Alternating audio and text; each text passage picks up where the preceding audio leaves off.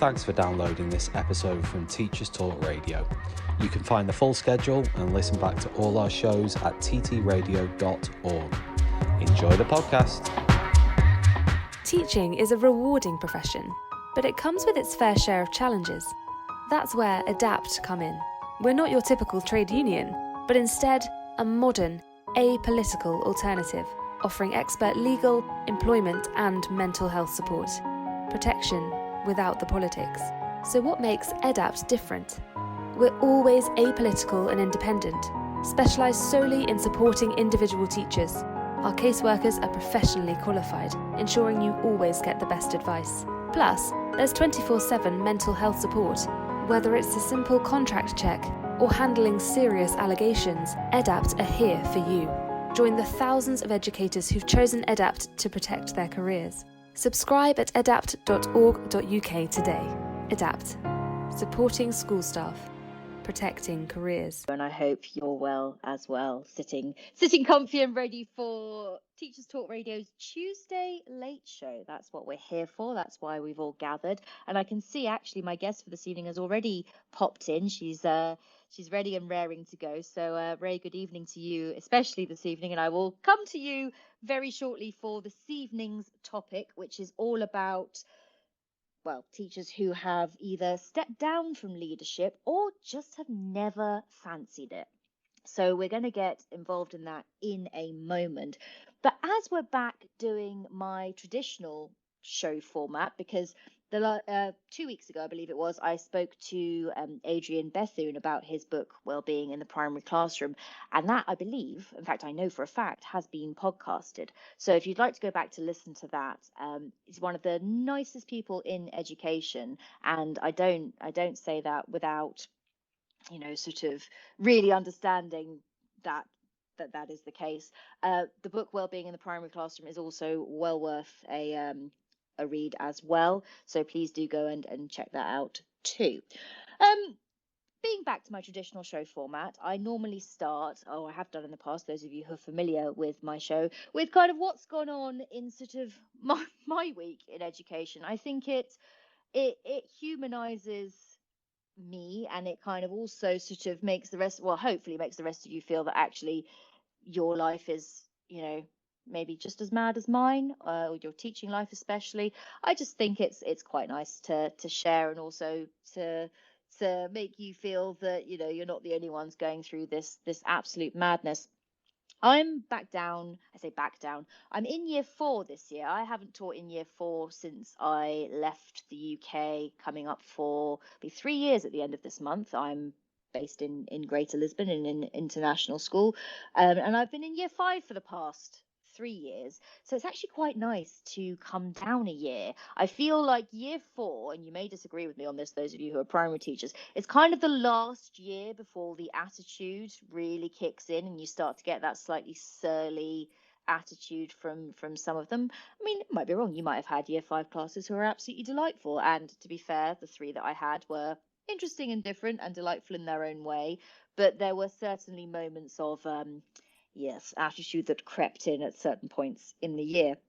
But this year's delightful bunch, I'm sure, are going to provide me with so many stories, one of which already there's one of my girls who is a very funny little character who comes up to me most mornings with a story of some sort. But currently she is convinced that parts of the playground are haunted, and she tells me these stories with such conviction that I'm inclined to believe her. And when I relayed this to my co-year 4 teacher, who actually had the class last year in year 3, she said, Lucy, you actually believe parts of the playground are haunted? I said, well, if this little girl says that they are, then who am I to tell her she's wrong? I mean, I don't think she's progressed to sort of full-on hallucination or anything like that. Yes, she seems generally fine. She's not one of the ones, I mean, I think we've all had those pupils where you worry that you're going to wake up and find them standing over your bed, or maybe that's just me as well. I don't know. So yeah, she's interesting.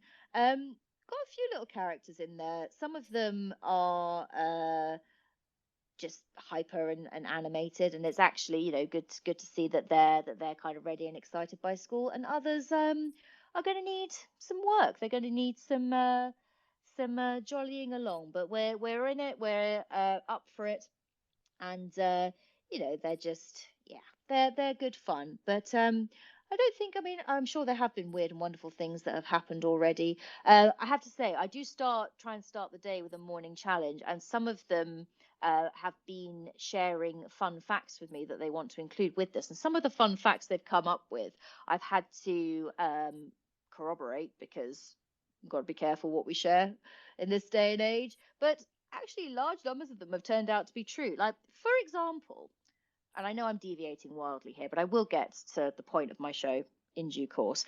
But for example, I didn't know that if you line up all your blood vessels, they stretch to about 100,000 kilometers. So, you know, that was a new one on me.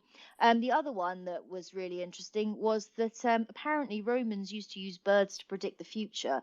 I'm not quite sure how they used to do this, or, you know, in what way they did this, but hey ho, that is what fact finding is all about. But yeah, some of them I've had to look into. There was one, I can't remember the other day. It was something to do with superstition and birds and which directions they fly from. I've only ever heard that about cats, black cats walking from certain directions. One's good luck and one's bad luck, but I think it varies from culture to culture. So again, if you have any more information on that for me, do let me know. I'd be intrigued to find out. In the meantime, I don't think anything else weird and wonderful has happened. So I'll let you know in a couple of weeks' time if I have any more stories about my class. But I do have a good feeling that this lot are going to make me laugh and going to keep me on my toes. So you know, we've got all stuck into term at this point. So I think you're starting to find out kind of which personalities are, well, which ones are kind of going to challenge you and which ones maybe you're going to enjoy that little bit more. I know there's been a lot of chat this week about, you know, liking students and all the rest of it, and whether teachers have to like their students and this, that, and the other. And the sum up in all of that, the best tweet I saw, which I think I've retweeted somewhere, was somebody who said, you know, this whole like dislike thing is kind of, you know, forget about it. It's sort of a bit of a ridiculous thing in a way, because it's sort of a non-starter. But as long as you are treating all the children in your class fairly, then that's it. That's kind of the end of the conversation. And I'm inclined to agree, to be honest. You know, my last year's class were very, very challenging as a cohort together. But I could tell you something lovely about every single one of them, even if it was a small thing. And there were some in that class who really pushed my buttons. They did.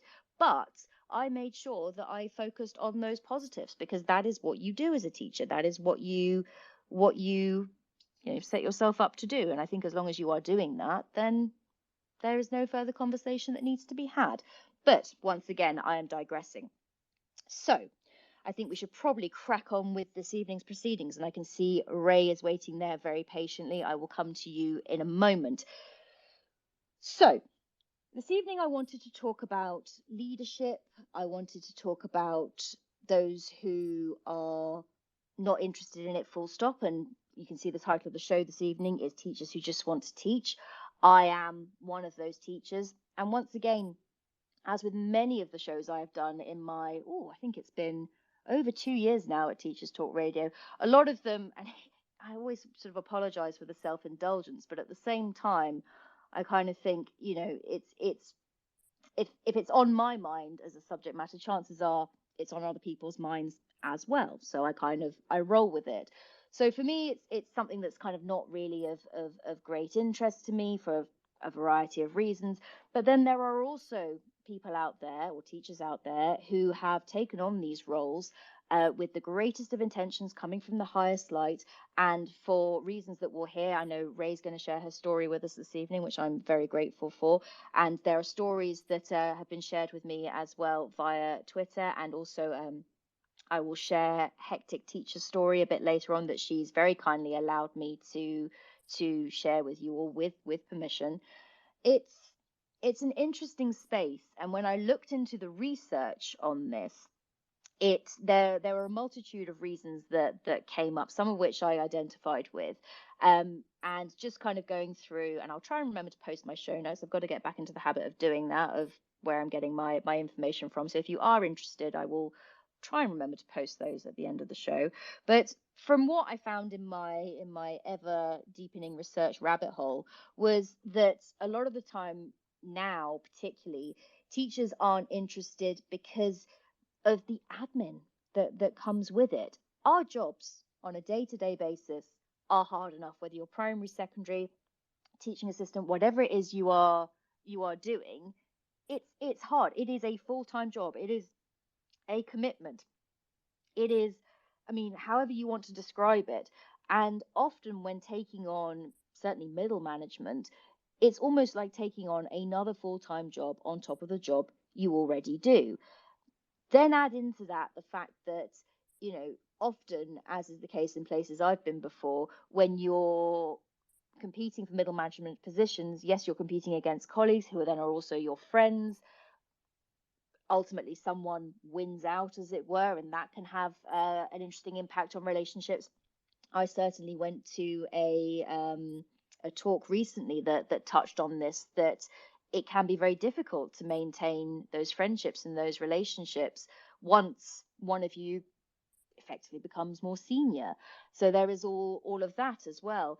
Another thing that I found that's putting people off is that the guidance just isn't there, the support. Often these roles are sort of thrust upon you in some cases, and you're just told to get on with it and figure it out. And that can be quite difficult, particularly if you are early on in your career, or maybe don't have as much experience as you feel is necessary to take on these roles. And others have said that it's basically impossible to do any kind of management or leadership role and still teach. There are articles, and again, a few that I found, that sort of said you can't do both. It is completely unrealistic for you to be doing a management role and teaching as well. And again, I know that there are schools that do make this work. There are schools where teachers do this. I mean, my one of my deputy head teachers at school teaches maths to the year sevens and eights that are currently still on the primary side, because our secondary school is opening in due course, but delayed because Portugal life. But he's able to manage that because he's just teaching maths to two classes, so that does work. But that's our setting. There are other settings where the expectation of the teaching load is greater, and deputy head teachers are doing a fuller timetable, sometimes even a full timetable as well. And arguably, is that realistic? Are they able to do both jobs well? Some people are able to juggle it, and other people are not. And I don't think there's anything wrong with that. My interest, and I actually agree with something that Hectic Teacher said to me, which is, I can contribute to school life in so many ways without taking on the additional nonsense. And I think that this feeling is far wider than I realized it was. And funnily enough, my one of my year 3 colleagues is actually when I say the opposite, that's not fair, because she's absolutely committed to school life, but she's very much driven by wanting to climb that ladder, wanting to aim high, wanting to ultimately be a head teacher. I have from the outset never had that interest, and I don't know what that says about me as a teacher. In my mind, it doesn't mean I'm any less driven or ambitious, but to the kind of the untrained eye, I guess, or to people outside of teaching, well, why wouldn't you want to climb up, get paid more, etc.? Well, those of you in the know also know that these roles don't necessarily always, again, depends where you are, depends what sector, depends on a whole host of things, but the compensation, as it were, isn't all it's cracked up to be. And I'm sure there are some of you nodding vigorously at this, and that you kind of do it more for the love of it rather than for the monetary side of it. But it does factor in, whether we like it or not. If you are doing your full-time job and the rest, then surely, yes, there are rewards that come with that in terms of school life, in terms of, things that you achieve and all the rest of it. But also, and again, maybe you disagree with me on this, there is there should be a take home from that as well. But of course, certainly as far as the UK is concerned, teacher pay, among a whole host of other things, is a ongoing debate that we won't get into at the moment. Instead, in the meantime, I am going to bring on Ray before she gets fed up of listening to me drone on. Ray, are you there? You need to. I am here. Good evening to you. How are you doing? Hello? Hello. Hi. Hey. I'm okay. It's been Monday and Tuesday and it feels like a whole 5 days, but I'm here. Do you know what?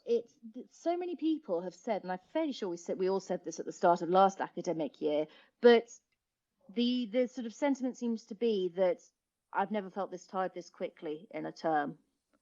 Oh no, I haven't. Although I've just started a new school, so my perspective is skewed, and this is not a normal year for me by any measure. But it is it's ridiculous. It's, I It's mean, ridiculous. I don't know. I mean, is it? And I need to come up with a better term for this, and I say this every time I use this turn of phrase, but go with me on it. Do you think this is still the COVID hangover that Oh, is with us? absolutely. I can't speak for anyone else, but I know for me personally, just coming back after 6 weeks, I think this was the hardest it's ever been. And I actually found myself wishing, oh, I'm gonna regret saying this. I found myself wishing for that first lockdown when it was sunshine all day, every day, and if you could just forget the fact that, if you could ignore the simmering terror of the unknown of COVID and the fact that, the world was falling apart and people were dying, it was in this weird way, kind of this strange break from the routine, and it was sunny, and then we had this bizarre summer of rain, and I've been in such a weird headspace coming back to work. It's been really, really hard to get back into it. And Yeah. the kids Mm. are, I feel like I have a year seven form for the first time in my Wow. life this year. First time in my life. And I feel like they are definitely COVID children. Yeah. Yeah, they are not, it's kind of like they've never been to school before. That's the impression some of them are giving off. But maybe that's just how year seven arrive every year, and I've been blessed not to have to see it every morning, every day. But yeah, it's been interesting. Because I'm losing track a bit. So the current year sevens, what were the school years that they missed? Because I'm kind I of trying think to. I think it was like halfway through year three for them, or year four. Yeah, maybe. I mean, Halfway, sort of.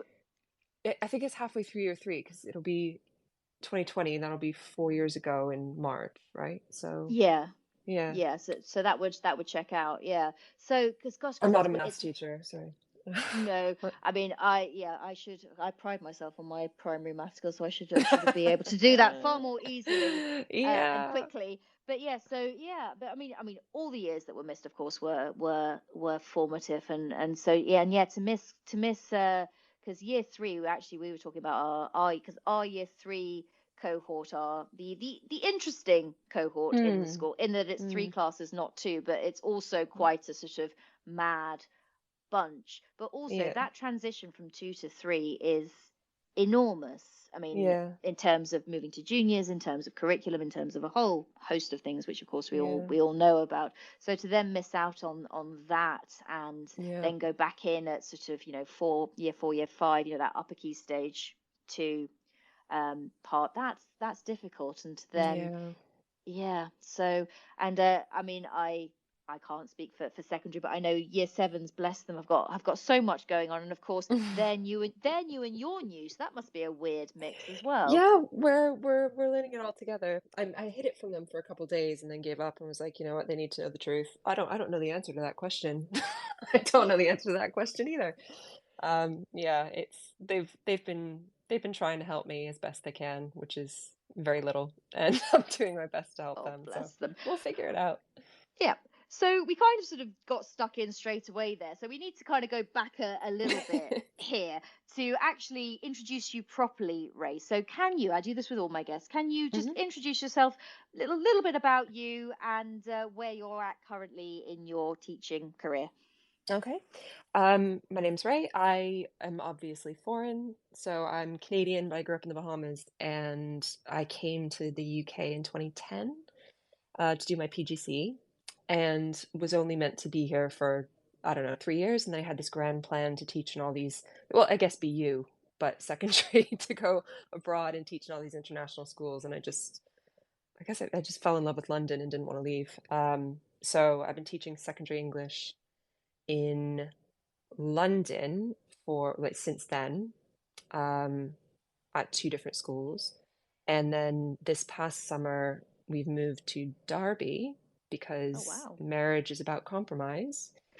So I've started at a really, really lovely, very supportive school in Derby. And I mean, as much as anyone can love the start of a school year, I am loving it. So it's been a bit of a shock to the system going from, you know, the London that I know and those demographics and those kids to Derby. But it is, I deliberately chose quite a diverse school. I chose somewhere that I felt was welcoming and cared about the students and the staff in the way that I thought that they should. And I think I've made a good choice.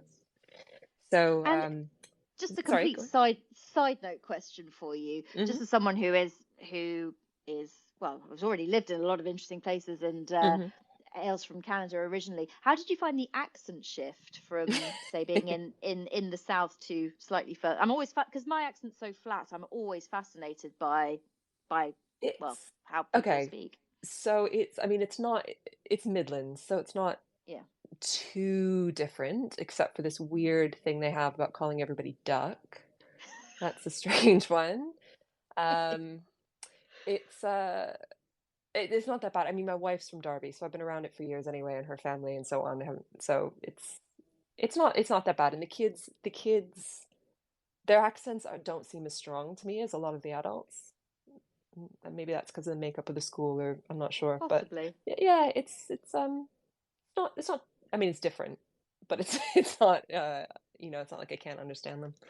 That's fine. No, I was going to say it's probably one of the ones that's not its own language. There are, as I'm sure you know, Oh there yeah. are parts of the UK that even those of us who Oh yeah. grew Yeah. up there kind of have to pause for a moment to go, Yeah. just run that by me again. And you're trying not to be rude because you're speaking the same language, but in such a small collection of islands, it changes very dramatically Yep. I depending mean, on. it's Derby. It's not Glasgow. It's fine.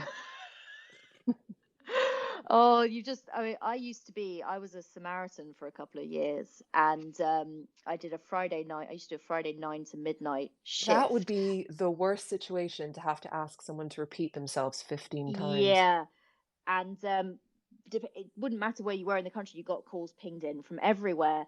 And Uh-huh. I have had drunk Glaswegian on a Friday night. Oh no. And goodness me, I I did what I could, put it Mm-hmm. that way. I did what I could, but it was a little bit of a struggle. So Mm-hmm. yeah, it's I appreciate that Glaswegian can be a tough one. But before you'll discover, and I don't know if I said this to you, this show tends to ping off on lots of tangents, but I do try and focus. I do try and get to the point. So I I feel like we should crack on Okay. with now. The reason you have ended up on my show this evening very kindly is to share your story of actually stepping down from leadership, Yep. um, and to sort of talk us through kind of, well, as much of the story as you are comfortable with, Yep. because it seems like, and again, I don't know if this is in the wake of COVID, but I mean, there's so much happening in teaching, particularly in the UK. I mean, not only post COVID, but just generally. I mean, it seems every story coming out of the UK associated with education has some kind of negativity Yeah. attached Yeah. to it. Yeah. Add into that, you know, teachers are, I mean, I think it was my one of my fellow TTR hosts who said to me that I think it was 40,000 teachers. I'm sure he'll correct me if I'm wrong. I can see actually Tom HB is in and listening this evening. I think it was 40,000 left in the summer. Yeah. And there are currently something like Yep. 10,000 jobs on TES. So I've got the Hmm. thumbs up from Tom there. I've got The my thumbs stats up. right. Yep. Good, good. Well, not good. I mean, absolutely terrible. But But correct. Accurate. yeah. Yes. And of course, Yep. in amongst all of this, there are situations in schools where, you know, schools are trying to run in a certain way. They're trying to, do their best. But sometimes the leadership side is really the darkest side you can end up in, I guess. Hmm. Yeah. Yes. So, I mean, I don't really know kind of where you want to sort of begin with Where with this where to story. where to begin? Where Where to to where, begin? where to Okay. start? Um, all right, I'll try and I mean, feel free to interrupt me at any point because yeah, this could go on. So I obviously came here by myself, did my PGC by myself, got a job by myself, had very few ties. I've got family in the country, but they're elsewhere. So um, it there wasn't much tying me to London or the UK when I first came over in 2010. And I found this job in this school in South London, and it very quickly became like a family. These, my English department, we went on holiday every year. There's some of my very good friends. They all came to my wedding. Like they're really great people. And the school was one of those schools that had that genuine community feel, and it felt like everyone not necessarily knew everybody, but was on the same side and family and so on. And I kind of, after 4 years, I think there, um, was kind of gently pushed by one of the deputy heads into applying for a head of year position, which I did and I got, and it nearly drove me mad the first 2 years, but it was overall a very positive experience, and I which it very easily could not have been. I think if I didn't have the relentless support of that deputy head and my line manager, it could have gone very, very wrong. One of the students in my very first year group tragically died in February, the first year that I was head of year. So I had to guide had to guide that whole cohort through with the rest of the school. It was a lot. It was a lot, and it was that was the first and possibly only time in my life. Um, and this was before the student passed away as well. I remember sitting in my bedroom thinking, like really reflecting on where I was and what I was doing and where I was in my life and thinking, this is what loneliness feels like, because I'd been taken out of that department that were my friends, were my family that I loved, that we worked together so well, and put into this other office. And like, yes, I was close with my line manager and a couple of the other heads of year, but it didn't have that same feel. And I just felt sequestered from everyone else. And I felt like I couldn't, I wasn't doing anything right and I wasn't doing anything properly. And, all those things I think you've already mentioned every leader feels. You don't have the space to even think about your lessons properly, let alone teach them the best way that you can. Forget about marking. When you're dealing with pastoral issues and massive, massive safeguarding concerns, you take that stuff home with you. But at the same time, it's completely out of your hands. Um, it's just you feel like a professional worrier, like you don't have any actual power or control in the systems that look after these children, but it's your job to stress about it. So I was kind of coming to terms with all of this and just feeling really isolated and miserable, and I've never felt like that before or since. It was a very, very rough year. Um, and then things got better, and it did get slowly better, to the point where I thought, I'm actually really good at this and I actually really enjoy it. And it's so incredibly rewarding. And it must be like this being ahead of year must be, I'm not a parent, and I'm not comparing this to parenthood at all in any way. I think you're all absolutely mad having children of your own after looking after them all day. but it must feel like a step closer to what parents are feeling. You know that like joy that as teachers we witness when you see the light bulb go off, or you see these kids grow or develop, or like a student who didn't have any friends now has friends, or like someone's giving someone something and being genuinely kind, and you're like, oh my gosh, it's just this heartwarming, like amazing moment, or they get an amazing grade on a test because they learned something they thought they never could. Like all those beautiful teacher moments are amazing. And then in pastoral, you get the extra stuff as well. That is, it's such a hard, emotionally treacherous slog to get there. But when you get it, it's from the perspective of the whole person in a way that you don't see in the classroom. Like it's just kind of a bit more. And it did get to that point where I was like, this is good. Like I'm seeing the whole person. I'm seeing so much more of these young people and being able to help them in a way that I couldn't as a classroom teacher. Like I just didn't have the time, and it's just this is worth it for me, right? And that feeling lasted. um, it lasted probably until I went to a new job. Because we moved from South London to West London actually to East London, and the commute was killer. So started at a new school in East London, and all of my employers shall remain nameless in this conversation, but this one in particular. I completely And understand.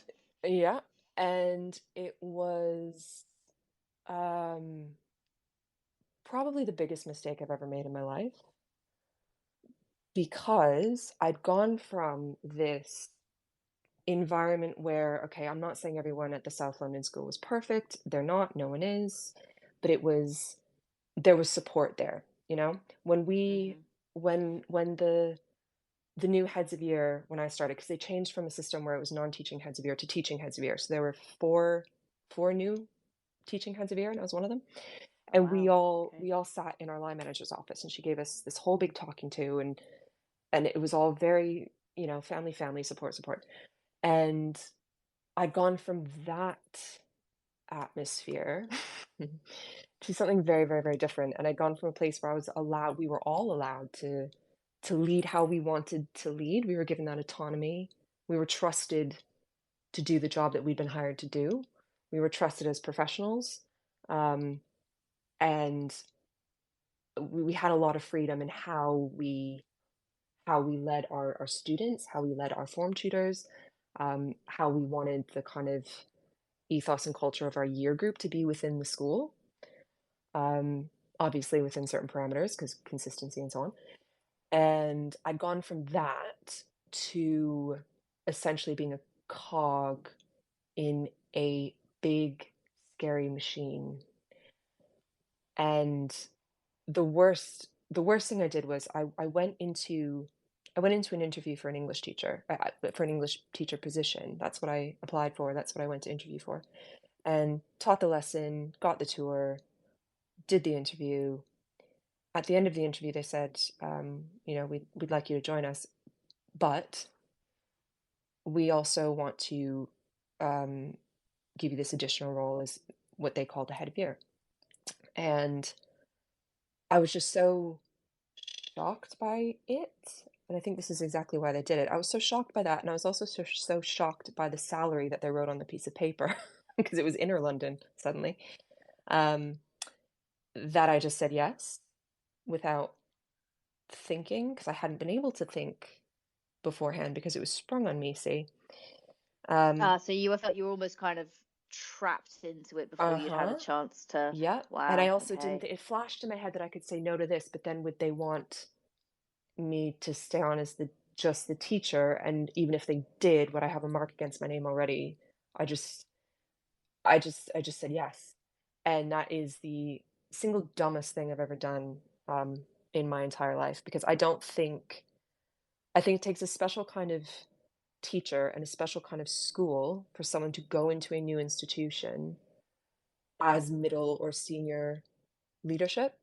I Yeah. think there is so much to be said for working your way up, or at least spending a year getting to know the systems, the people, because there's knowing who the people are, and then there's knowing the people, if you get what I'm saying.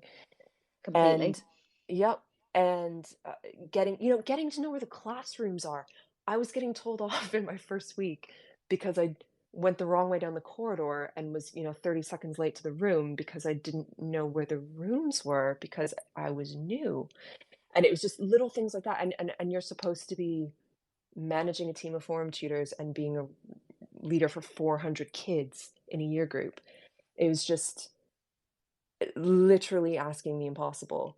Um, and all of that kind of confidence, I guess, like all of the security I had in myself, in my ability to do that job and do it well and do it in my way, just completely evaporated because it was such a different system. And if I'd done my research, had the time, if I'd, I wouldn't have said yes to it. I shouldn't have said yes to it. And it was yeah, a really, really difficult first year. COVID happened in the middle of it. Um, all of this was going on, and it was one of those schools, and I do think it's obviously it's the fault of the institution, and the people who run institutions have names and addresses, but it's also all too common from so many different people I've spoken to that you're dropped into this position of leadership with little to no induction, little to no training, little to no, like, as I said, I didn't know where the classrooms were. And it's like I can study a floor plan all day, every day, but that's not actually going to get me to from point A to point B. Um, so little initial support for people who are taking Gosh. on these positions in new schools. Like, how much new do you want to throw at a person? And then turning around and pulling people up on the most insignificant of details. I got a telling off by an assistant head teacher one day because I didn't know the exact number of students in my year group who were absent that morning. Oh, And I blimey. just, oh yeah, oh no, that's tip of the iceberg.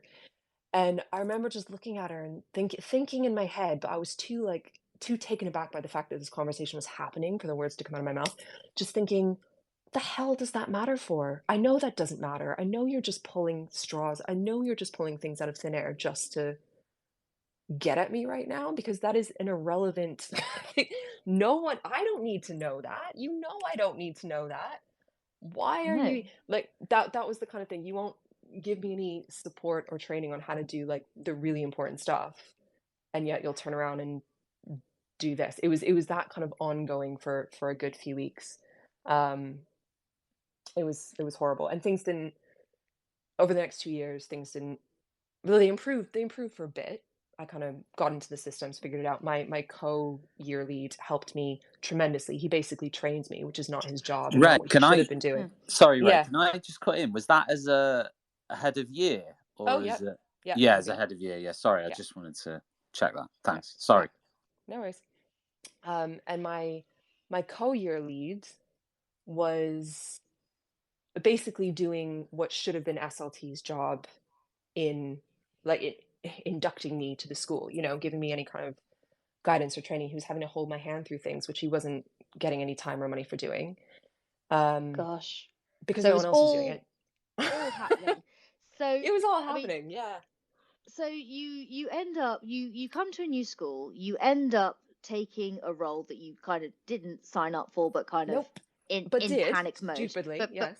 but in panic mode Yeah, did, and then entered into a situation that was just absolute chaos, for want absolute of a chaos. better, um Absolute unbelievable chaos. Yeah. with very little support. But Hmm. just while we're on the subject of support, I should remind everybody of our current sponsor, EDAPT. And I have to tell a slightly funny anecdote about this because there's been a lot of back and forth about making sure that we say EDAPT, not EDAPT. And I was talking again to a colleague earlier today. She's like, yes, Lucy, EDAPT as in education. You don't say education. And it just genuinely had not occurred to me that that was the link. So just a bit more on EDAPT. They are not your typical trade union, but instead a modern apolitical alternative. And that's the important part. They are apolitical. And they specialize in supporting individual teachers. So if ever you end up in situations like the ones we're discussing this evening, or indeed anything else, every caseworker is professionally qualified to ensuring that you get the best advice. And there is 24/7 mental health support, which is also absolutely crucial. Along with all of that, there is something special in this for Teachers Talk Radio listeners, where you can get discount on a 10% discount rather on either annual or monthly membership, and our codes for that are in all capital letters, TTR annual, or one word together, or TTR monthly, again in all capitals. And if you want to find out more about EDAPT or more about these discounts, then please go to edapt.org.uk. Okay, so we've just summarized your story so far. There's just, I mean, I feel like we almost haven't got to the worst part yet, or have we? Oh gosh, that laugh to me suggests that we've got a way to go down before maybe we bring this show back up again. But I will let you continue from where you left off, Ray. Well, I'm about to skip about 2 years of time because most of the other tragic details involved in this workplace are irrelevant to the particular point at hand. So after the absolute manic non-induction period, things did settle in, but this was another one of my favorite middle leader moments. I think it was like the second day of the second week, and I'd had two members of senior management drop into my lessons because it's not a lesson observation. It's one of those schools where they have like learning walks constantly. And they'd obviously all fed back to each other, and I got pulled into a meeting with my curriculum line manager and my pastoral line manager, and my curriculum line manager said, do you feel that your job as the head of year is impeding on your ability to teach? Pardon? Yeah, exactly. And it was another one of those moments of like, if I could get the blood to stop thumping in my ears so that I can actually hear the rest of what you're saying, I might be able to respond. Ray, I have and to I ask, just, was that the opening question to this yeah, meeting? Was that, yeah. so there was barely an exchange of pleasantries No, it was before? barely an exchange. It was like, okay, well, now that we're alone, now that we're here, blah blah blah. Do you think? Yeah. Because I feel like This it's was one of this those. is standard. This is this is standard for them. Yeah. But I Yeah. almost feel in situations like that, kind of the way you describe it, it's almost like the sort of the sensible kind of version of yourself that would answer this in, well, hopefully a sort of firm but absolutely necessary kind of reaction to something like that. But I feel like in situations like this, and people who put you in these situations know this, the kind of the sensible version of you floats up out of your body and is watching you, almost screaming at you. Yep. But you're so rooted to the spot, or so horrified by the question that you just. And I'm dying to know what you said. Oh, well, what I said was after I'd been able to, after the two parts of my body or my mind like merged again, was something to the effect of, I'm aware that this is a learning curve. It's like day 2 of week 2. I'm getting settled. I'm absolutely fine. This is totally normal getting used to the systems. I was very clear that what I was experiencing was nothing unexpected. I didn't push back, you haven't done this, you haven't told me this, this is what I didn't get offensive or defensive. I didn't go on the offense at all. But it was very, no, everything is absolutely fine, and if I need your help, I'll ask for it. That was what I said in so many words. But it was just, but it's such a dirty tactic by so many different people that it's not limited to that particular institution or those particular humans. I've heard of it done so many times to so many different teachers. I don't know where this attitude comes from or where they're getting these tactics from, but it's just shock and awe. You corner somebody and you pull out these unexpected cards, and of course they're not going to know how to respond. Of course they're not going to be able to make their mouth move and match what's going on in their brain. But it's also you didn't kind of wake up one day and put yourself in this position. This was asked of you. They This is put this you in this another thing I've been position. Sorry. screaming the whole time. Yeah. I wanted to at so many times be like, you handed this to me on a silver platter. I didn't want this job. And I said that to my co-year lead every time I was frustrated. I didn't ask to be here. Like this was your choice. And yet here we are. And it's them making it a you problem rather than them problem. And it's of like, course. hang on a minute. Anyway, sorry. Anyway, Carry on. so I did actually settle in because that happens. People have a settling in period, and then shockingly things improve. So things did improve. And then some other stuff happened. Fast forward 2 years, um, and I just had enough. Like there'd been a sequence of events that just really hammered home the fact that I couldn't do the job the way I wanted to do the job. Like I'd assumed that they'd hired me to do this job, not necessarily in the way that my old school had expected me to, because everybody's different and, people have to adapt. But I just assumed that there would be some level of autonomy, that the middle leaders, that the heads of year wouldn't just be mouthpieces for everyone above, that we wouldn't just be, another link in the chain. I just I made that, maybe that was a really silly assumption to make, but I just assumed that we would be able to, have some say in literally anything. And we didn't. We couldn't. We weren't given that. Um, and there were a few kind of big things that happened that really hammered that home for me. So I went to my curriculum line manager, who'd been in the initial interview, who when they hired me, and said, I'm really not feeling this position. I really feel like, I'm happiest when I'm at the school, when I'm at work. I'm happiest when I'm in the classroom, when I'm teaching the kids. That's what my passion is. That's what I want to be doing. Is it possible for me to just remain next year as just a classroom teacher? Is that possible? And his response was, well, I'm not sure, but I can find out. I meet him again. He's obviously spoken to the head teacher, and the conversation got a bit weird, but it was basically, are you sure that you would want to stay as a teacher? If you feel like the head of your position isn't for you, are you sure this school is for you at all? That was, in different words, what was said. And I knew obviously immediately where this was going.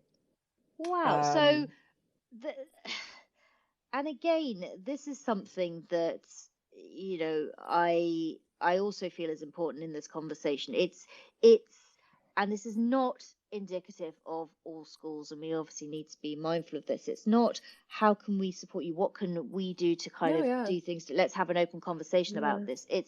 It's placing it on the person Mm-hmm. who is openly saying to you, hey, I am struggling here. I'm not telling Mm-hmm. you I want to give up or I want to leave. I'm telling you, I'm still here. I'm still on board with the school. I'm still kind of this, but I Mm-hmm. maybe just need to do things slightly differently. Not reading that as a cry for can, I'm looking to you to support me here, but to read that as a kind of, well, clearly you're not cut Meet us out for this. halfway. Let's work together. I want to be Yeah. here. Maybe we both value each other's input in this education thing. I don't know, but that's not the kind of school it was. It's the kind of school where anyone who vocalizes any sort of dissent is uh disappeared. Um if you're You not don't mean towing. you don't mean murdered, right? Oh, well, I mean, no, I've just got this no, no, awful image no. of black That bin is, liners I've got and enough. car boots Listen, and I have muddy got holes enough being dug. facts. I don't need to make wild accusations. They don't like it. They don't like it when anyone doesn't agree with something. It's a problem, and people don't last after that. And I knew that going in, but I just thought I can't do this anymore. I can't be like, I might as well be a robot. There's no humanity in this role for me, and so much what was so important to me for so long about pastoral was the humanity of it. That you got to be a human being with other human beings, and I don't have to right now worry about shouting at 12-year-olds about apostrophes, or whether they're sitting in their chair, or whether their ties on. Like, that's not the focus of this conversation. And I really appreciated that for so long, and then suddenly that's not what pastoral was anymore. And it really, really ruined the job for me. And I thought, if going in and asking to downgrade myself to just a classroom teacher is gonna make them want to kick me out, then so be it. Like, I'd suspected, especially with everything that had happened recently that I won't get into. I really suspected before I went in there and asked that that was where things were going to go, and lo and behold, they did. So um, I thought about it, and I thought, like, do I want to fight this? Do I want to, because I know that's what they want, and I'm such a contrary little bitch that I didn't sorry, that I didn't You're want all to right. give them what they were gunning for. because Okay. things like the professional relationship was so tense at that point. I didn't want to, I was like, I know you want to get rid of me, but I actually don't. I want to stay here and I want to teach for a year and just get a break from this pastoral stuff, especially in this school. Um, I thought about pushing back and just thought like, nah. And then there was the other element. If you work in a school and you're a head of year or head of department or something with a title on your badge, right? You've got a title. And then you demote yourself or you are demoted, but you're still in the same institution. That's going to affect so much about your day-to-day life. I was like, I don't know how I would manage it facing the students that I used to be this big important person for and now wasn't.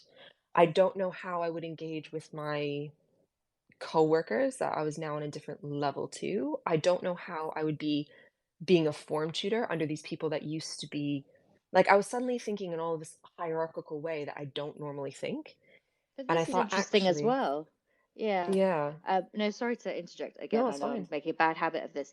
It's, I mean, there's a couple of things you said. This idea of, we are, demoting yourself, coming back down to just being a classroom teacher. But, you know, this is the job that we initially signed up for. It's the Mhm. job that has got huge value that we fight for every single Mhm. day, that we kind of, come Mhm. up against a never-ending parade of stupid when it's kind of, oh, Mhm. particularly, I mean, a primary example would be, where we're told as primary teachers that we, color in and babysit all day, or that, the kind of age old, you start at 9 and finish at 3, you have the long holiday, blah blah blah. We're constantly dealing with that barrage of just, I call it Mhm. stupid, but because that's Mhm. what I feel it is. Um, and yet, this idea as well of kind of being in a school, irrespective of who you are as a member of staff. And I talk to my kids about this a lot, whether it is if it's the dinner lady telling you to do something, a teaching assistant, a teacher, whoever it is, Of you course. address them and answer them with the same amount of respect that you would anybody else. I Mhm. don't care who they are. And Yep. what goes on in your kind of personal lives, family lives, whatever, that's your business. Under this roof, Mhm. everyone gets treated with respect. And Mhm. because I can imagine they're doing the somersaults in your brain as well, because you're still a member of staff at that school.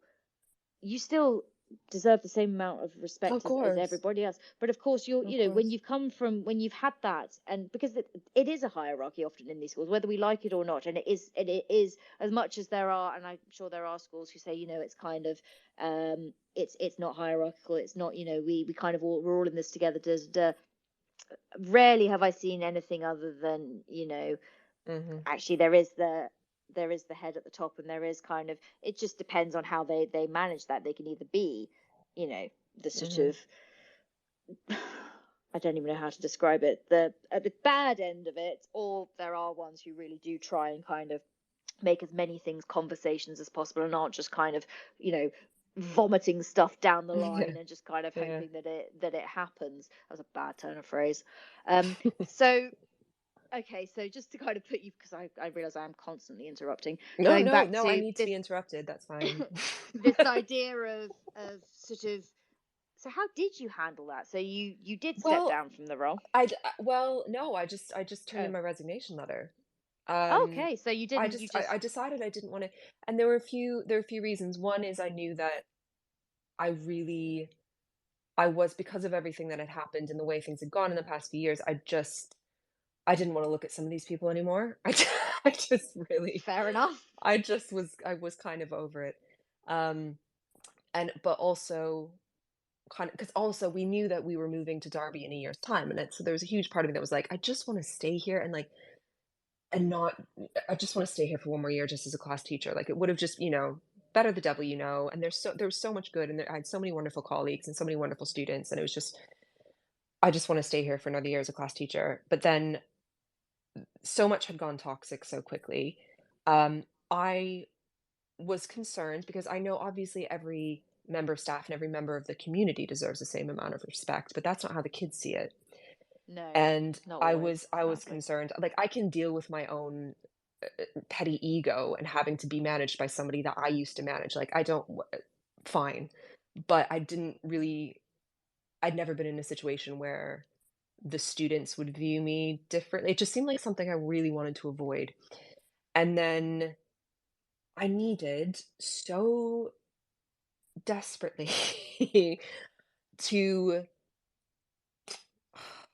just get a bit of a bit of a break. And if I was gonna get like a bit of a break from everything at that point, from the school, from the chaos, from those certain people, from the pastoral, from just everything, I felt like I needed to just go. Like it had been that stressful and that like I felt so often in that position, in that setting, that I was just banging my head against a brick wall and like screaming into the void. And most of those issues, in fact, probably all of them, stemmed from issues from my pastoral role. Like I wouldn't have had those. I wouldn't have been screaming into the void and so perpetually frustrated had I not been in that middle leader position. Um, and there was the other issue of like this is kind of the flip side of it. Like if you become a classroom teacher after having some sort of leadership position, I was really concerned that I get FOMO. I was like, am I gonna miss not the power, not even the money, but like because I was there going to isn't any, let's ask, be real. where There is does none. the FOMO There's none. sit here? Uh, no, I mean just the because I did like that job. Like I in theory, theoretically, I liked the job, even though I didn't like it in practice in that school. I loved it at my previous school. And I was like, am I going to see like the flashes that were all right? Am I going to see other people experiencing that and get really sad that I'm not living it myself, or I don't get to be that person for that kid, or I don't. But I just thought I just need to go. I just need to go. Yeah. Um, Enough now. so yeah, no, I turned in my resignation letter and then a whole other storm happened, but it's not relevant. Anyway, I ended up back at my old school. So, Oh, so really? yeah, The yeah. one Yeah. So the in following the first one in term, London. Oh, yeah, wow. so the Okay. following term, I ended up back at the school from South London that I loved so much. And it was they gave me my old job back. Like I was a maternity cover English teacher, and then from September I was a head of year again. So all of last academic year, I was head of year 8 at the same school. And they did this in spite of the the school I was at for those less than 2 years, deliberately sabotaging my reference, Oh, generally wow. being oh Okay. yeah, being completely disgusting about the entire issue, all sorts of stuff that I won't go into. But that first school knew me, and they knew how I worked, and they knew how I worked with them, and they knew my impeccable record, and they knew what I would bring to the job, and they knew that they wanted me in that role as a middle leader in that setting. So they took me back in spite of all of the drama and all the foolishness. And it Oh, was wow. it was not what I was expecting to end up as a head of year again. So it was like one more year of constant chaos. But I think it was necessary because I needed to be reminded that, you know, so many of the issues we face in schools in this country are because of the larger systems and the government and the funding and the bigger picture. But the day-to-day stuff is so much the school. Yeah. And the same teacher can be absolutely brilliant or on capability depending on the school they're in. And your story is very much living proof that the school environment, the people you are interacting with, the people that are meant to be there supporting you, it's an absolute game changer because, Mhm. I mean, ended up back in your original kind of, I'm going to call it your happy place, if you like. Yeah. Um, in, because, and knowing that you could do that role because you've done it before and done it very successfully with, all the support in place that you needed. But Mhm. the other spot, and I think again this is a huge part of what we're talking about this evening. It is so dependent on either the reason people do not go for it in the first place, or Mhm. end up stepping down from it because it is just not worth dealing with the bombardment of expectation from people who are completely unreasonable themselves, Yeah. or have kind of got to a point where they're completely out of touch with what is kind of going on the ground, as it were. Mhm. Yep, and I do feel that because so many teachers, like so many of my form tutors and so many just colleagues have said to me, what's it like being a head of year? I'm really interested in pastoral. I find this really interesting. And I always tell them like it's the best and the worst job in the entire place. Like it is so emotionally soul crushing when it's rough because you see and hear things that no one, let alone a 12-year-old child, should have to experience. Um, it can be really, really, really rough. And also just dealing with the endless behavior is the most frustrating thing in the world. And the constant abuse from parents is Mm.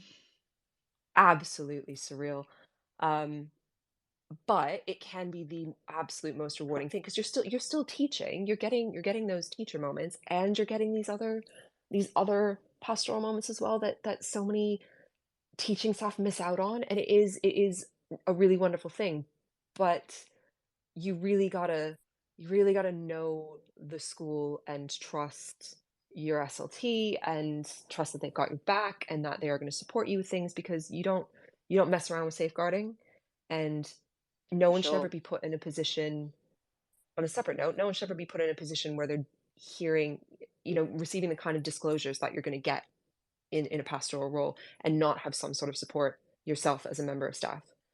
And So, training as well. I mean, yeah. I mean, I know that, and of course we will have all been through this recently, but every year, every school, if they're not, there should be, but I'm fairly sure the vast majority of them are, you go through your basic safeguarding stuff. It's the same Mhm. thing that you go through every year, types of abuse, all the rest of it, all the things that Mhm. you are very, very well versed in, but you have to go through as a matter of policy, all the rest of it. But in terms of but that's just kind of admin. You sign the policy, tick, read it, done it, Yeah. blah blah blah. But Yeah. nothing, for actual day-to-day issues, safeguarding issues that you are dealing with on a daily basis, there Yeah. needs to be training, and I do think additional support, because as Absolutely. you openly said, these issues, you don't, it's not kind of, oh well, I've closed the door on school for the day, I'm not emotionally No. taking any of this home with me. Of course you are. Anyone with Yeah. kind of anything approaching a soul, I mean, Uh-huh. mine's debatable. I think it's a bit of a black hole, but anyone that does actually have a soul, uh knows that you're not, and you dream about it, and it kind of, it's with you the whole time, and you absolutely need support in dealing with that. Mhm. And I feel like and pastoral is I don't wanna hammer on about this too much because it's not like heads of year are the only middle leaders that exist. But pastoral is because of the nature of it is it's its own kind of separate beast and I think requires its own kind of specialist training and support. But even my friends who've become head of department or head of faculty, they've not like even the ones in my beloved school in South London, they have at times felt like they haven't had the training or they haven't had the support, and it's not because people are deliberately failing them, it's just a systemic issue.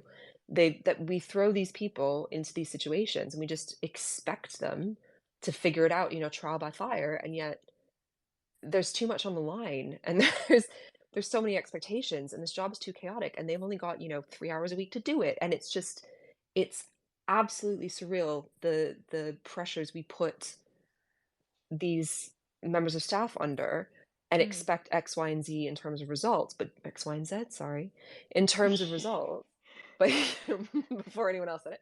You can take the But girl out of Canada. yeah, I'm not even Canadians are supposed to say Z. I don't know what my problem is. Um, So but we we don't, we got it. yeah, we don't provide we don't give them the steps and the support and the training wheels sometimes to make sure that they can produce X, Y, and Z. And it's just and that is going to come down to, SLT in schools not having the budget, not having the time, not having the resources, and it just keeps getting bigger and bigger until you realize that, education in this For country sure. is an unholy mess. Um, But we wear, I mean, obviously we wear so many hats. I mean, or mhm, whatever you want to call it, on a daily basis. And I read something recently that I think was actually about the ongoing sort of debate and debacle surrounding trauma informed practice. And this article, which I think again is somewhere on my Twitter feed, which I can repost again, um, was suggesting that actually, it's almost a little bit insulting to people who are psychologists, counselors, things like that, to suggest that we as teachers even begin to mhm, match up to that. I mean, this is just an example, but yet the stuff we are dealing with, most counselors, psychologists are kind of, they go through, as we were well aware, years and years of training to even Yeah. begin to unpick that. And And they yet, all have supervision. They don't, like, you would never, like, therapists and counselors have people that they go to talk through complex cases and discuss the mental and emotional impact on them and how they can cope with it. And yet we expect teachers of any kind, anyone working in education, anyone who works with young people, to somehow be able to take this on and just go home and take a nap. Like, we don't show the same that'd be professional nice. courtesy. It is really, really bad. It is a lot, but in the interest of, because I did say, we'd have to bring this all down before we bring it back up again, and I am Yeah. determined to bring it back up again, because I think it's important that whilst we share the the very real realities, I think that might be a tautology, Mhm. the realities of what goes on a daily basis. And again, I know that your story is not uncommon. I mean, I think these are Mm-mm. stories that are Sadly, no. that that are yeah, sadly more common than we Mhm. realize. And I also think there is, I don't want to call it a brain drain, that's not the right term for this, but there is a kind of a number of teachers who either are just out and out leaving and just saying, "Do you know what, I cannot Mhm. do this anymore," or who are just kind of going, "Do you know what, I just want to teach." And that's kind of Yeah. where I'm at Well, that's at the where I'm at minute. as well. So when we were looking for jobs in Derby, I flat out said I was not interested in pastoral and I didn't apply. And I said, if I get cornered again and offered something, I'm not going to take it. I will not make that same mistake twice. I just need a break. And I'm open to, I think I've spoken a lot about the positives of pastoral as well. Like, I'm open to going back to it in the future I was going to if ask you though. Yeah. Because I am good at it, and it's taken a long time after that East London school, destroyed my mental health and my confidence in my own ability. It's taken a long time to come back to that, but I know I'm good at it. I know what I can do. I know what I'm capable of, and I do think I would be a benefit to any school in that role, but it has to be a school that I would want to be in that role in. I would want to, if you know what I mean. And And that, that's I will part of it. never again, and never, ever, ever, ever go into any school, any setting, any job, any place in a leadership role without having spent significant time at the bottom rung first. No, not a hope in hell. So I'm loving being just a classroom teacher. It is so exhausting. I forgot what it's like to teach that many lessons in a row and barely have Yeah, time it's to a pee. lot. Um, and it is shattering, but I have my own classroom. I haven't had that in 8 years. I've got the mental and emotional space to actually reflect on my lessons and think about, okay, that student's not getting these students aren't focusing, and actually think of ways to try and work through it and how to educate the children in my lessons. And I have not had the ability, for so many reasons, to do that because my head for 8 years, because my head has always been like, there's always been this safeguarding concern in the back of my head, or I'm thinking about this parent who's gonna verbally abuse me when in the meeting at 3 o'clock, or, some other managerial issue. And it's so refreshing just to be able to focus on the students in my classes.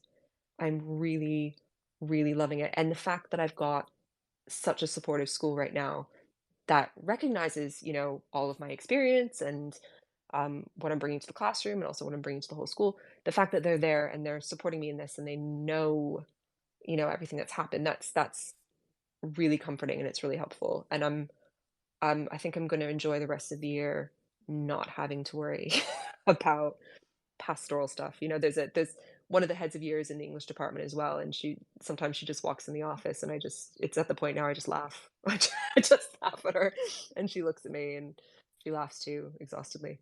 Oh Because gosh, it's just, yeah. it's that kind of knowing Yeah. look, isn't it? But you know, I mean, I know it's kind of early days to ask you this because you're still new in your role, and this is something that when Hectic Teacher and I had a chat. Her name's actually Kim. She said to me that you know, she, despite the fact that she stepped down from leadership for what sounds like similar reasons, but what I mean, she sort of only really touched on it, but she said, you know, mental health amongst Yeah. a whole host of other things. But she said that, you know, yes, I've stepped down, and yes, I've kind of, you know, I'm not sort of, I haven't got the title, this, that, the other, but uh, you know, she still said, you know, I feel I'm supporting my colleagues. My door is open. People can Hmm. kind of come and see what I'm doing. Um, I'm always kind of reading, researching, doing things. I'm always trying to better myself. I haven't kind of given up on that just because I'm not reaching for those middle or senior leadership roles anymore. And I just sort of wonder, kind of, I mean, it might be early days to sort of ask you kind of what, and it sounds like I'm kind of quizzing you on teacher standards here, doesn't it? How are you contributing to wider school life? Oh Oh my gosh, I God. heard that. It sounded better in my head, but that's kind of what I'm getting at Wait, so in what's the terms. question? How am I Sorry. contributing? How am I contributing to wider school life? Or how? Yeah, it's a dreadful question. It's badly Should I red, phrased, but amber, green myself? What evidence do you want? no, Do you please. Oh want? my. But just I suppose, I mean, not even. What is my experience? What is my experience in leadership bringing to my current role Yeah, as I guess so. That's what. just There you go. See, okay. you're already. I think. Yeah. Maybe you should be doing my job because you're clearly better It's at it the than English. I It's the am. secondary English teacher. I think I think it's hard to say because I have been really trying to just figure out my own mess and keep my head down and do the job that I'm a really big fan of doing the job I'm hired to do. And when I get frustrated is when I'm micromanaged or I can't or I'm not allowed to do the job that you hired me to do, hence the problems in the last school. Um, and I'm trying not to like kind of get involved too much. So whenever we have meetings and we're talking about schemes of work, and again, this is refreshing for me because I haven't been able to participate in those conversations while actually listening to what people are saying for 8 years because I'm always either not in the meeting or I'm thinking about, what I'm supposed to think are more important issues like safeguarding concerns. So I'm actually contributing to developing schemes of work and adapting the curriculum, and it's just I'm involved in the process in a way that I haven't ever been, and Mm. I wouldn't be able. Well, what I'm bringing the experience of the other school, but both schools, because I learned a lot about teaching and teaching different things to different kids in different ways in both of those schools.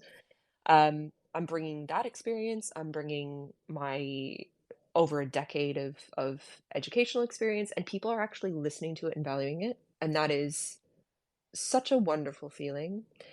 Um, and then just in terms of like as I said, I'm a year 7 form tutor for the first time. I've been ahead of year for years 8 to 11, 2 years each. Wow.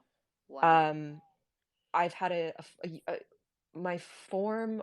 I took the only form I've ever had before I became a head of year. I took them on in year 8. I've never had a year 7 form, so I'm really trying to take kind of I'm trying to apply all of my pastoral, all of my head of year self. I'm trying to bring that to this form role and trying to kind of make them my own little mini that like that they're my babies, right? Rather than the whole year group, it's just them. So I've yet to see. It's to be determined if being a good form tutor is if it works in the same way as being a good head of year. I suspect it doesn't. And if it's going to be as rewarding as being a good head of year, not sure about that one. Jury is still out, but we'll see. So I'm still using everything I've done and kind of applying it consciously to kind of all aspects of my job and all the extracurriculars and things. So it's I don't feel like I've started over. I don't feel like I've gone back to I don't feel like I'm on the bottom rung. I don't feel like I'm an NQT or an ECT again. I don't feel like that because I'm a different this sounds awfully cheesy. I feel, I'm a different person No, because of all of my experiences. Um, I think that's and I that's just saying it's what you feel. working. Yeah, Yeah. it's working so far. And I think that's really good as well. And it's I sense as well from people that there's often a guilt attached to stepping down, or to indeed not taking these roles on at all. And sort of from my own perspective, I've thought about it. I've even I did apply for a middle leadership role last year under my old head teacher, and the whole experience was dreadful, and I ended up turning down the role. Oh. um because just for, again, a variety of reasons that we don't need to go into now. But then I sort of sat with that, and I thought, am I kind of shooting myself in the foot career wise? Am I Mm. never going to kind of be considered for anything again? Am I ever going to want to go for anything again? But then I thought, no, do you know what? I ran the school council last year. I'm running it again this year. I'm a house leader. There's all kinds Mhm. of bits and pieces that I do. I've just we have different kind of we have a sort of school overlord. We're part of sort of a cluster of schools kind of around Europe, around the world actually. Mhm. And they kind of have sort of things that they want us to do, and different communities and things. So I've Yeah. kind of linked to outdoor learning and things like that. And I thought, Yeah. there are, and as you have clearly said, there are ways to really contribute and kind of be part of your school community without having that title. And it's not saying, none of this conversation has been about, I mean, yes, okay, in sharing your story, of course, there is a kind of, some people maybe sitting there going, oh gosh, I'm never ever going to touch any kind of leadership ever again. That's not what this whole show really No. was about. And No. I was kind of worried when I sort of initially set out to do this, thinking, oh gosh, the idea is not to be negative. It's to kind of shine a light on the idea that, you know, it's, if you don't want to do it, that is fine, but also stepping away from it is okay if it's not for you. But also, looking for schools where you can do it and do it Yeah. successfally, which And trying it out, because it worked so well for me for so long, and then suddenly it didn't, and then it did again, but I still need a break. That's normal too, to experience different things in different settings, and want to take a break from something. I'm not saying I'll never go back.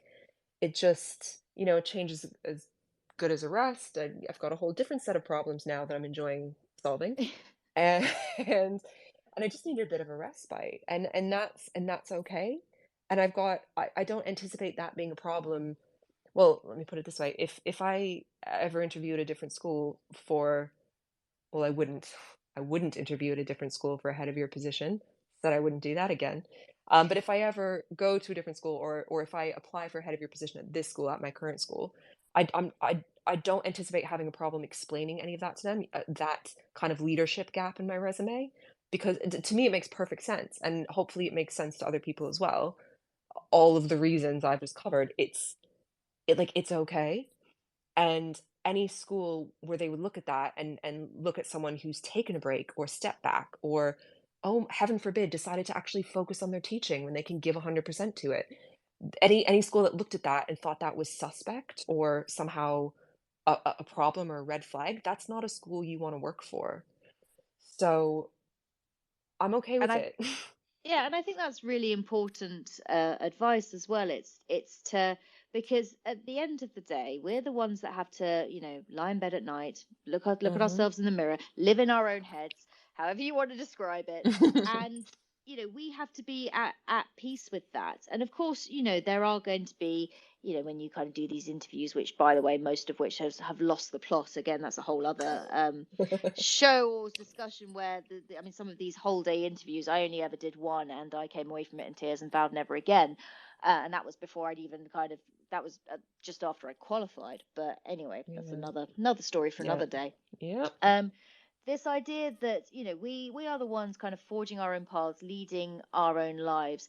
And I mean, it's sort of, it's maybe silly to say, the only person you have to justify anything to is yourself. But to a large extent, I do think that is true. And I think in the Hmm. right environment, as you've said, they will understand and appreciate that.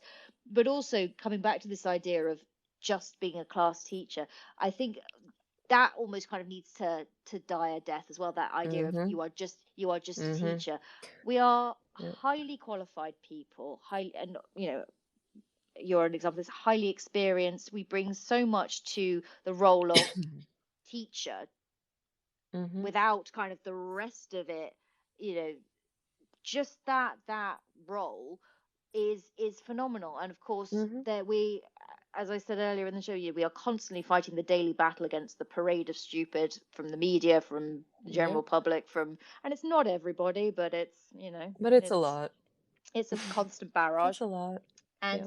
we constantly fight our corner for a profession that actually is pretty pretty wonderful, in large part. It comes with its constant array of pitfalls and this and all the rest of it. And of Hmm. course, sadly, in the UK at the moment, the state of it is complex and Hmm. a lot. And I can only hope that as a whole things do get better. But from kind of your own sort of day-to-day perspective, it's it's kind of almost, and again I'm going cheesy now, but you are enough if you don't want to do this. And I know I'm one step away from turning this into a positive affirmations show. Rogers is probably absolutely Tom Rogers is probably cringing somewhere.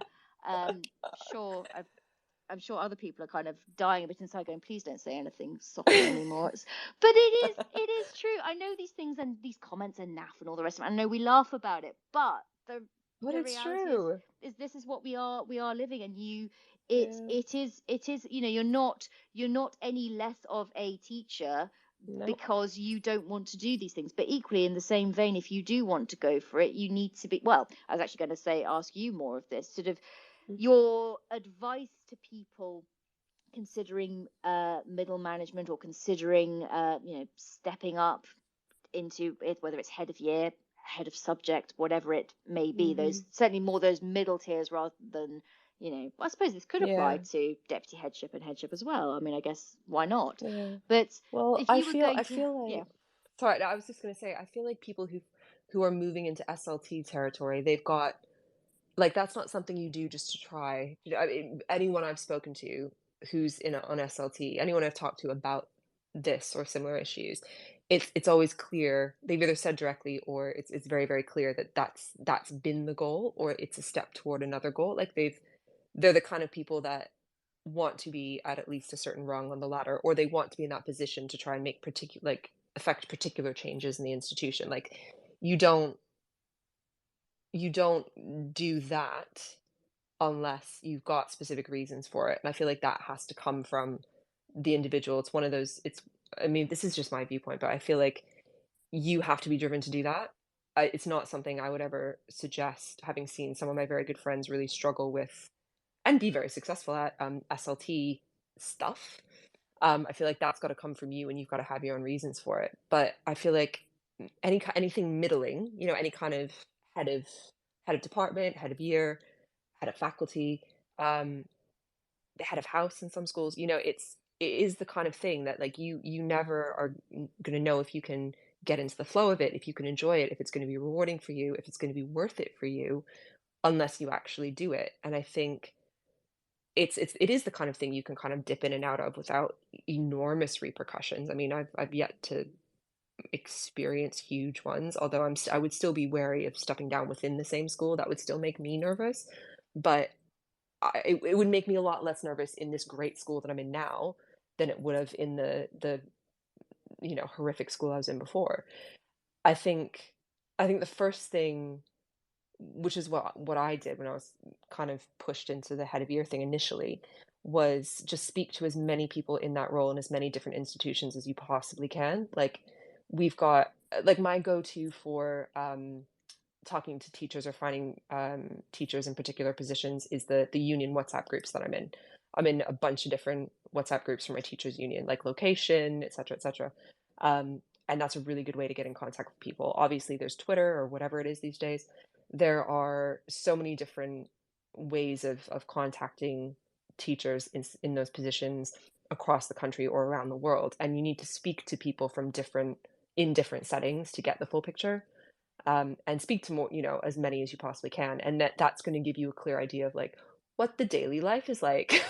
and and Oh, people have most come up to definitely. me, yeah, people have come up to me and been like, oh, what's head of year like, what's pastoral like? And I've said to them on more than one occasion, I'm having a really bad day right now, so I'm going to tell you right now what I think. Ask me tomorrow as well, or, like, come back to me when I'm smiling. and you're gonna get It's so you're gonna get a true though. much fuller picture of what it's like, because you need to hear the good and you need to hear the bad, before you make any sort of informed decision. Yeah, I've But it's definitely said, not. yeah, that about teaching generally. Don't Yeah. ask me right now. Yeah. Oh, ask me right now. I always tell them, because this is, you ask me at this point on this day, and this is the answer I'm going to give you. But also, Mm. there is more. There is Yeah. an and here.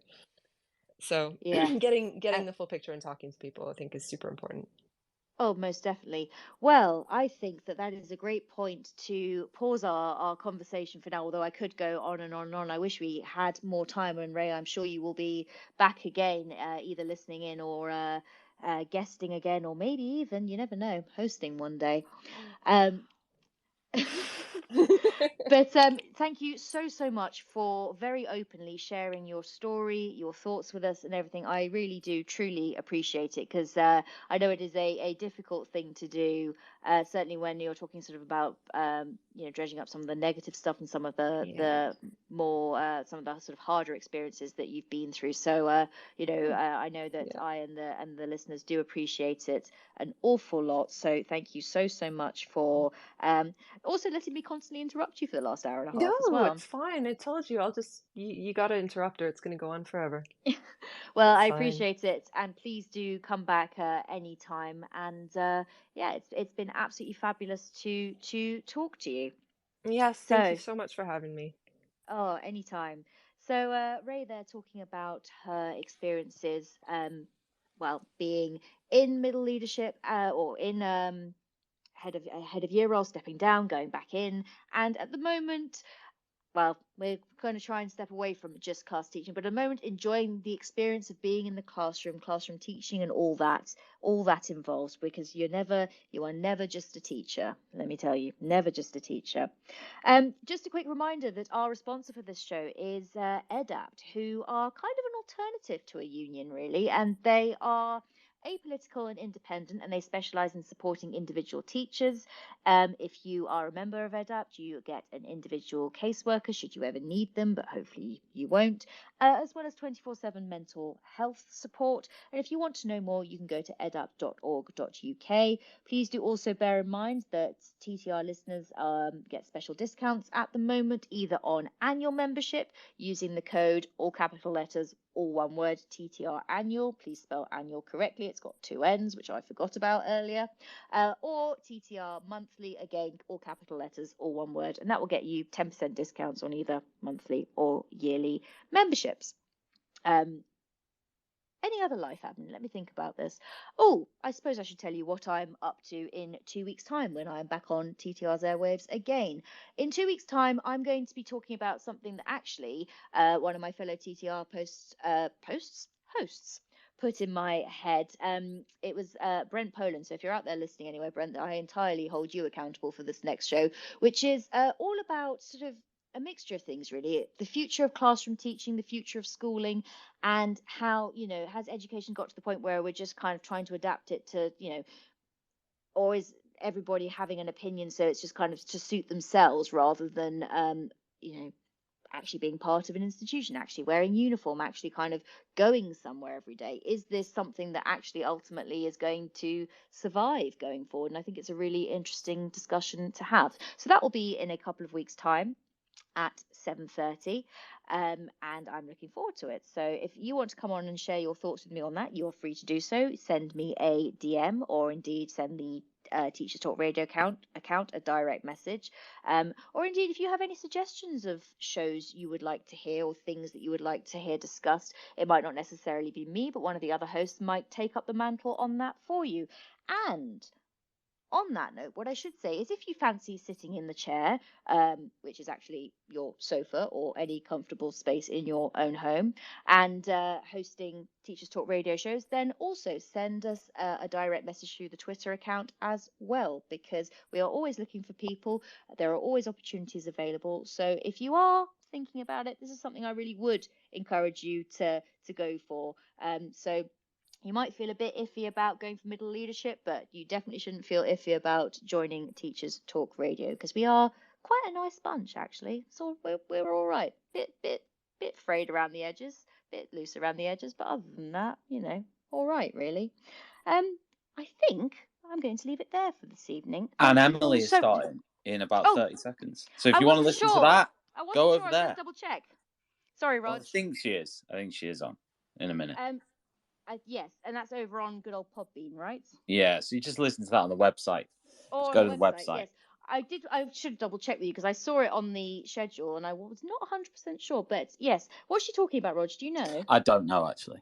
But I'm sure Okay, it'll be well, very good. I'm sure it'll be very good. So if you fancy more Teachers Talk Radio content this evening, Emily is starting right now. So I'm going to disappear so you can all go and listen to that, or indeed catch up with Bake Off, which is what I'm going to do right now. So have a lovely rest of the week, and I will talk to you all soon. Teaching is a rewarding profession, but it comes with its fair share of challenges. That's where ADAPT come in. We're not your typical trade union, but instead a modern, apolitical alternative, offering expert legal, employment and mental health support. Protection without the politics. So what makes ADAPT different? We're always apolitical and independent, specialised solely in supporting individual teachers. Our caseworkers are professionally qualified, ensuring you always get the best advice. Plus, there's 24/7 mental health support. Whether it's a simple contract check or handling serious allegations, EDAPT are here for you. Join the thousands of educators who've chosen EDAPT to protect their careers. Subscribe at edapt.org.uk today. EDAPT, supporting school staff, protecting careers.